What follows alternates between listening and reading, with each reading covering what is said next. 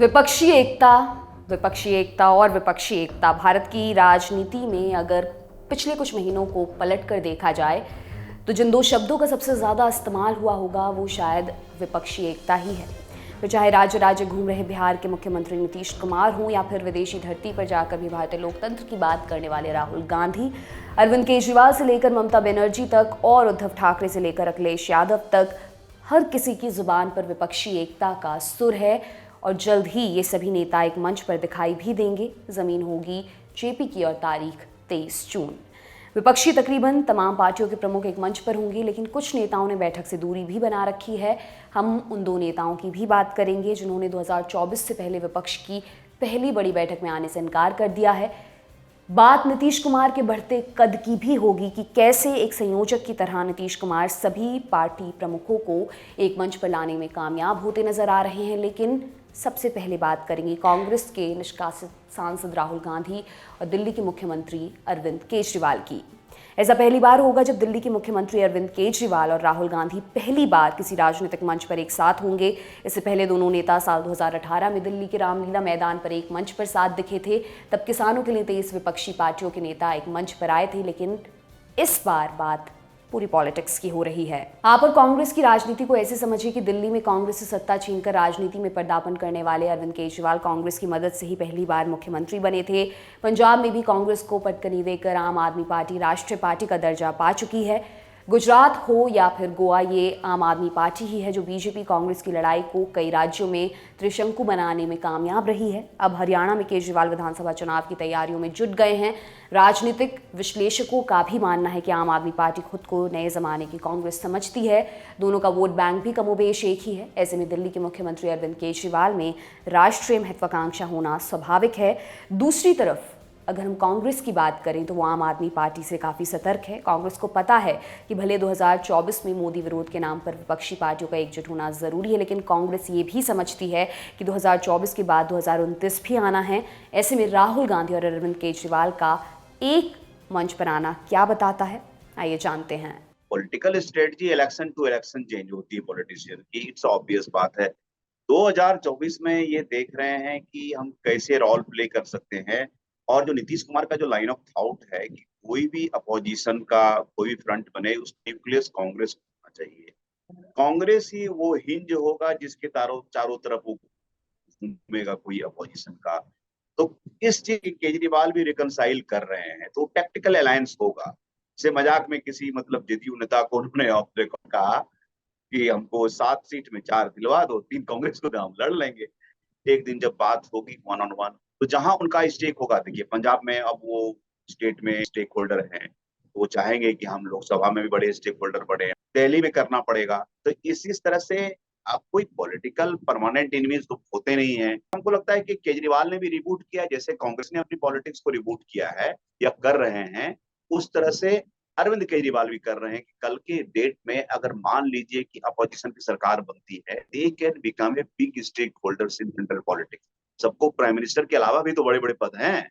24 के हिसाब से चल रहा है, असेंबली इलेक्शन का तो थिंग्स कुड बी डिफरेंट। तो 1 at a टाइम ले रहे हैं ये लोग। अब बात नीतीश कुमार की। पिछले दिनों पत्रकारों के बीच ये चर्चा थी कि नीतीश कुमार यूपीए 3.0 के संयोजक बनना चाहते थे। अब इन चर्चाओं में कितना दम था ये नीतीश कुमार ही बता सकते हैं, लेकिन नीतीश कुमार संयोजक की भूमिका में नजर तो जरूर आ रहे हैं। एक संयोजक की तरह ही एक एक कर सभी पार्टियों को एकजुट कर रहे हैं।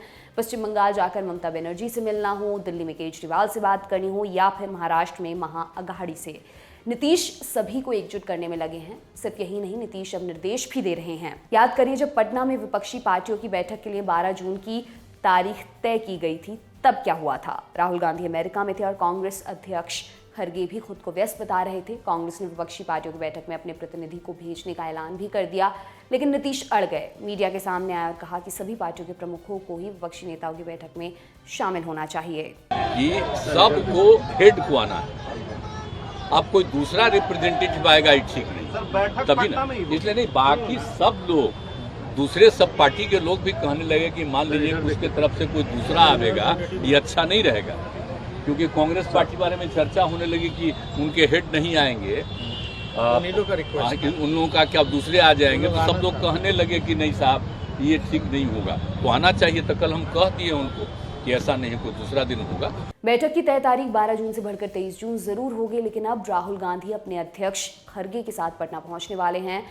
कांग्रेस ही नहीं, डीएमके नेता स्टालिन भी अब पटना पहुंच रहे हैं। साफ है कि अब नीतीश विपक्षी पार्टियों को एकजुट करने में एक धुरी की तरह हैं, जिससे उनका राजनीतिक कद जरूर बढ़ा है। ममता का एडिशन, केजरीवाल का एडिशन, इवन अखिलेश का addition, they are very important additions and all because of Nitish Kumar assimilative figure. वो एक ऐसे पर्सनालिटी हैं, उनको लगता है कि ये आदमी एनडीए में काम किया है, यूपीए में काम किया है, तो वो बिना कोऑर्डिनेटर बने हुए और कन्वीनर बने हुए he is doing exactly the same thing. He is not hankering for nomenclature. उसमें फंसना नहीं चाह रहे हैं, क्योंकि उसके फिर दावेदार हो जाएंगे। तो ये संयोजक वाली बात जो है, ये कितना सही है कि वो यूपीए 3.0 के संयोजक बनना चाहते थे?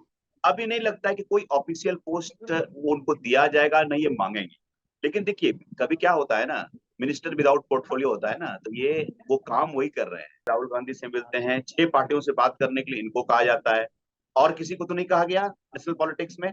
इसकी क्या पॉलिटिकल बार्गेनिंग होगी वो बाद में देखा जाएगा, पहले इंटरेस्ट कम टुगेदर, उसमें ये मुझे लगता है। और अभी देखिए, 12 तारीख में बहुत लोग नहीं कंफर्म नहीं किया था, तो एक तो नीतीश कुमार के पास ऑप्शन था, जो आ रहे हैं हम करते हैं, लेकिन उन्होंने सोचा नहीं, फर्स्ट ही फ्लॉप हो जाएगा। हो रहा है पटना में, हम यूज कर रहे हैं JP symbolism. He insured confirmation of the heads of all 14 party. तो बिहार के ही हैं, 3 बिहार के हैं, 11 पार्टियां जो बाहर की आ रही हैं, सबके शीर्ष नेता ने कंफर्म किया, तब 23 का डेट डिसाइड हुआ। That is the success of Nitish Kumar as an official convener, undeclared convener। तो आपको क्या लगता है कि नीतीश का कद जो था पहले और आज जो है, वो क्या सिर्फ ऐसा तो नहीं होगा कि फर्ज करिए कि 24 में हार जाएगा, अच्छा परफॉर्म नहीं करते, तब भी क्या आपको लगता है कि नीतीश का कद और बढ़ेगा? क्योंकि उनके पास अभी भी बार्गेनिंग ऑप्शन है बीजेपी के साथ। उनका कद इतना बढ़ गया है कि वो बीजेपी के साथ भी बार्गेन कर सकते हैं, मुझे ऐसा लगता है। बिहार के लॉन्गेस्ट सर्विंग चीफ मिनिस्टर बन गए हैं, इनको स्टेट पॉलिटिक्स में प्रूव करने के लिए कुछ नहीं बचा हुआ है कि भाई आपको क्या। तो ये आदमी अपने आप को एक आउटसाइड चांस दे रहा है नेशनल पॉलिटिक्स में, ट्राई। क्या होगा? अधिक से अधिक फेल्योर होगा। फेल्योर होने के बावजूद भी मैं कहूंगा कि I am the one who tried. तो दैट वे पोस्ट पोल में भी Nitish Kumar will keep his bargaining power. वो अपनी बार्गेनिंग पावर, क्योंकि 24 के बाद बिहार का 25 आ रहा है। बीजेपी अभी भी सोचती है, बीजेपी नीतीश कुमार को अभी तक भले ही बोले कि एकदम उनके लिए दरवाजे बंद है, पर दरवाजे अगर बंद है तो बार बार क्यों बोलते इस बात को? बंद है तो बंद है। बार बार बोलने का मतलब है कि दरवाजे अभी भी खुले हुए हैं थोड़े से। तो वो 25 के बाद work in progress for BJP post 24 के बाद, कि भैया इसके साथ आकर के आ जाओ, फिर से 25 जीत जाते हैं, हमारा मुख्यमंत्री यहाँ बन जाएगा, आप वहां केंद्र में मंत्री बन जाइए, पीसफुल रिटायरमेंट ले लीजिए, पीसफुल लाइफ ले लीजिए। ये मतलब दोनों हाथ में लड्डू है बेसिकली। हाँ, 25 का रिटायरमेंट प्लान मुझे लग रहा है ये हो सकता है। फिर नीतीश के संबंध उन 2 नेताओं से भी हैं जिन्होंने विपक्षी पार्टियों की बैठक से दूरी बनाई है। नाम है के चंद्रशेखर राव और नवीन पटनायक। सबसे पहले बात तेलंगाना के मुख्यमंत्री केसीआर की। 23 जून को कई विपक्षी नेता पटना में होंगे, लेकिन वो केसीआर ही थे जो सबसे पहले पटना पहुंचे थे। साल था 2022। इस दौरान मीडिया के सामने सीएम नीतीश और केसीआर ने जो उठक बैठक लगाई थी वो आपको भी याद होगी। बैठा हुआ हूँ, आप भी बैठिए आराम से, बैठिए प्लीज। इसका नाम लिया तो आप बैठ जाइए, अब चलिए रे झूठ। लेकिन 23 जून को केसीआर पटना में दिखाई नहीं देंगे। उधर नीतीश कुमार हाल ही में ओडिशा के सीएम नवीन पटनायक से मिले थे, लेकिन बैठक के बाद सीएम पटनायक ने भी साफ कर दिया था कि उन दोनों के बीच राजनीति से जुड़ी कोई बात नहीं हुई है। 2024 से पहले इन 2 नेताओं ने विपक्षी पार्टियों से दूरी क्यों बनाई है, इसके राजनीतिक मायने क्या हैं, आइए जानते हैं।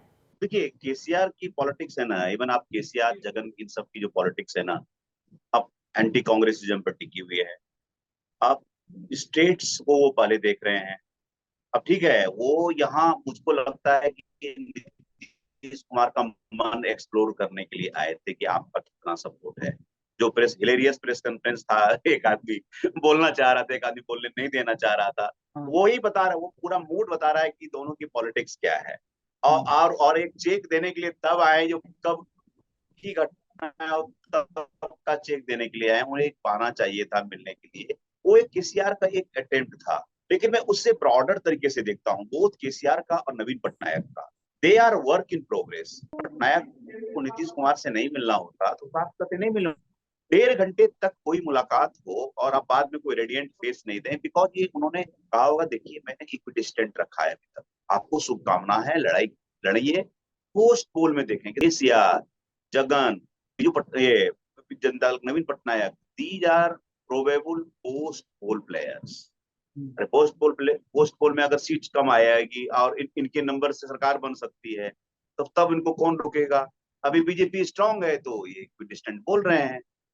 तो ये इम्पोर्टेंट ये है कि 14 parties are on board now. फिलहाल इस खबर में इतना ही। इस विश्लेषण पर आपकी क्या राय है? आप अपनी सहमति और असहमति दोनों कमेंट बॉक्स में दर्ज करा सकते हैं। आपके लिए तमाम जानकारी लेकर आए थे हमारे साथी भानु कुमार झा। मेरा नाम दिव्यांशी सुमराव है। देश दुनिया की बाकी खबरों के लिए देखते रहिए दी लल्लन टॉप। शुक्रिया।